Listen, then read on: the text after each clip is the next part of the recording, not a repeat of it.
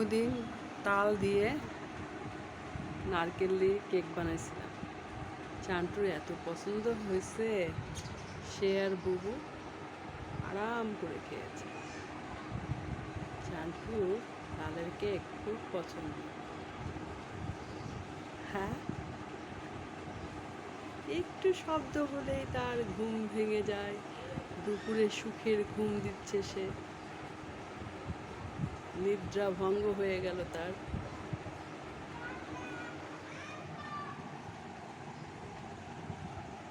কি কিউট আর সুইট এটা।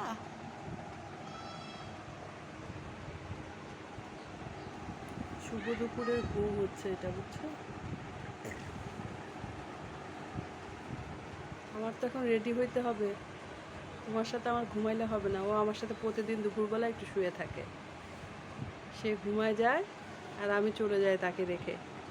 আয়েশাকে নিয়ে মাদ্রাসায় চলে যায় সন্ধ্যায়।